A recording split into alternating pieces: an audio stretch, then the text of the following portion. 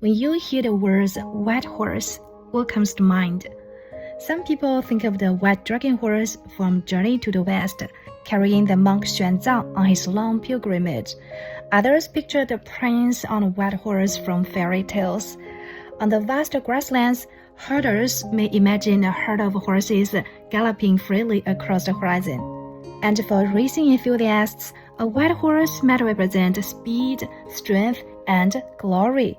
It's fascinating how certain images seem to speak to us instinctively. The moon makes us think of longing, the sea makes us think of distant places, and the white horse often brings to mind freedom, romance, and dreams. In Britain, the white horse is also a familiar cultural symbol. Travel around the country and you'll come across countless places called White Horse Pub or White Horse Inn. Many hotels, restaurants, and shops carry the name as well. To the British, the white horse is more than just an animal. It is part of the countryside's cultural memory. But have you ever wondered what a white horse would look like if it wasn't running across a field, resting in a stable, or even alive at all? What if it were carved into an entire hillside? As it turns out, Britain has exactly that. From the air, the British countryside reveals a surprising sight. Enormous white horses stretched across green hillsides. Some have existed for thousands of years, older than many kingdoms and dynasties. Others were created more recently and carry stories from a different age. Today, I'd like to take you to one of Yorkshire's most famous examples, the Kilburn White Horse. Standing high on a hillside overlooking fields and villages, it has watched over the landscape for nearly 170 years. Interestingly, its origin is not an ancient legend. No king ordered its creation. It is not a royal monument. There were no mysterious rituals and no heroic epics behind it. In fact, its beginning was surprisingly simple. In 1857, a local businessman named Thomas Taylor traveled to southern England. There, he saw some of the famous hillside white horses and was deeply impressed. Then, a thought crossed his mind. Why do they have a white horse while Yorkshire doesn't? It sounds almost like the way a child feels when they see a neighbor with a new toy, right? Yet, many remarkable things in human history begin with ideas just as simple as that. When he returned home, Taylor approached the local schoolmaster, John Hodgson. The two immediately agreed that Yorkshire should have a white horse of its own. Word quickly spread through the village. In those days, there were no heavy machines, no computer-generated plans, and certainly no professional construction teams. Villagers arrived with shovels, carts, ropes, and determination.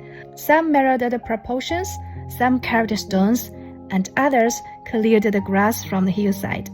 Little by little, they laid white limestone across the green slope. Eventually, a giant horse nearly 100 meters long emerged from the landscape. Seen from a distance, it appears to leap straight out of the hillside itself. Yet, what fascinates me most is not the day the horse was created. It's everything that happened afterwards. Unlike many of the ancient white horses in southern England, the Kilburn white horse is not cut into natural chalk. In those places, simply removing the top layer of grass reveals brilliant white rock underneath. Here in Yorkshire, things are different. The wind blows away stone dust. Rain washes away color. Grass and vegetation constantly try to reclaim the hillside. Time itself seems determined to erase the horse. Without care and intention, it would eventually disappear and become just another green slope. So generation after generation of local people have looked after it. They replaced the limestone, trimmed the edges, and cleared away the vegetation to keep the horse visible. Many spent their young helping to maintain it, and later passed their responsibility on to their children. Because of this, the horse we see today is not exactly the same horse that first appeared in 1857. Over the decades, stones have been replaced and old lines have been repaired again and again. In a way, it resembles the philosophical puzzle known as the ship of Theseus. If every plank of a ship is replaced, is it still the same ship? There is no clear answer. Perhaps that is precisely why the horse feels alive. It is not simply a historic monument. It is an ongoing story. And over the course of nearly 170 years, that story has included some unexpected chapters. During the Second World War, Britain faced the threat of German air raids. People worried that large hillside landmarks might serve as navigation points for enemy aircrafts. The White Horse was simply too visible. Reluctantly, locals covered it with soil, branches, and vegetation. Almost overnight, it vanished from sight. If you had passed by during those years, you would have seen nothing more than just an ordinary green hillside. In a sense, the horse briefly died. Only after the war ended and peace returned did it emerge once more, as if waking from a long sleep.